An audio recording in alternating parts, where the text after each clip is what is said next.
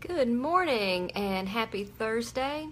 It is a gorgeous day in North Carolina. The sun is shining, the air's cooler, but well, there's the humidity. It's about 100%, so you can't have everything. So hope you had a great day yesterday. This morning I wrote a blog post that's been on my heart for quite a while, and it's talking about technology. Technology like this brings great, wonderful, encouraging things into our lives. But technology has a dark side. It can be an addictive thing to some people that takes over all their free time and just kind of derails where they're at. They don't really continue to grow and learn more. They're just stuck, playing a game or being on social media all the time. So technology can have its pitfalls. And especially for children using a tablet or a smartphone or whatever, they can get sucked into these games and they lose their creativity. They quit playing and building and getting outside and exercising because they're so caught up in the technology part of it. And I just, have had this on my heart and my mind. My children use technology. I mean, they play games just like everybody else. And I try to watch that and monitor how much time they're spending. And if their day is spent playing on devices, watching videos, watching TV, then it's not been very productive for them. So I try to alternate the times that they have playing these games with times that they're really active. And they like to get outside and play, and they like to build things, and they like to tear stuff apart. So I encourage that in them because they need that to learn. They need to learn and experience life and not just spend it on a computer or a tablet. So I thought today was a good day to send that out as we're gearing up for our new school year. We're going to have less time to spend on our technology because we're going to have to do our math, our science, our history, language arts, have our Bible time, have playtime and exercise time. So it's going to be much more limited how much time they have to spend on devices. But adults stand just as much risk as kids of being on a device too much and too long. How many times have you pulled up Pinterest or Facebook and just been on there a lot longer than you realized? So start using a timer. Some routers and some programs will allow you to set times of the day when it turns on and when it turns off. You can get filters to protect your children. There are a lot of predators out there. There are a lot of things out there that children just don't need to see.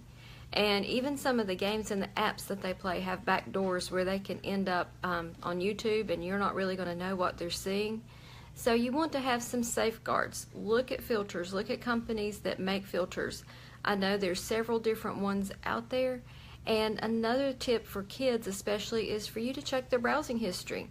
Look and see what websites they've been on. Check their text messaging. Check the different apps they have on their phones. If you realize that they've got an app on there that has compromised their security, you need to get rid of that and address that situation. I just wanted to give you some tips that I've been reading a lot about this summer to help you decide, how to bring technology into your home and homeschool and be helpful and yet not be detrimental to what you're trying to do. Now, we are still decluttering this week in Zone 1. And for those of you who don't really know what the Fly Lady system is with the zones, the Zone 1 is our front porch entryway dining room. And that's the areas that people see when they come in and visit us or if they drive by on the street. So today's mission for you is to clean under the dining room table. If you don't use it regularly, a lot of times the chairs just sit there and they're pushed up under the table, things end up there and you don't even know they're there. So clean under the dining room table, wipe your chairs down, make the table look pretty, put out some flowers. I added a new table back here behind my little area, and see, I've got flowers, and I've got a little fox, and I've got my little books, and that makes me happy. I've got a few little things here, and it also just lends a little bit of, something extra here back behind me too, because, you have my joy sign and you got my grace sign, so I decided that you needed to have a little bit more, and I found this at a thrift store yesterday. Here's the down view. So it will help me keep my files organized and also just give me a little something extra here in my little office area. So think about technology today. Kind of take a look at how much time you're on technology, how much time your kids are on technology. Some other hints that I've read about this summer is, have a time during the day when everybody puts their devices in a basket and you put it away and you just don't have it out. At night, don't let your kids charge their devices in their bedrooms. Have them charge them in the family room, living room, kitchen, some other public room. I wouldn't recommend charging them in your bedroom because you're going to have a whole lot of stuff there near you. So put them out somewhere where they are out in the public part of your house where people see it, and that will also safeguard your children from being online during the night. It will keep them from texting friends late at night. And I know with teenagers that happens. I've got 2 teenagers. So we've just made a policy that we have charging stations set up in the living room, and that's where our devices go at night. And that seems to work really well for us. So take a look at what your guidelines are at home. You may not have even thought about a lot of this stuff. And that's why I wrote the article that I put out on my blog this morning, was I wanted to cover some things that, moms, we don't always think about these things. We just go along with life, do the things we need to be doing, check off our list. So this is something that I think is an important topic, and I would love to hear some comments from you guys. You can write down here right below. You can hit the comment.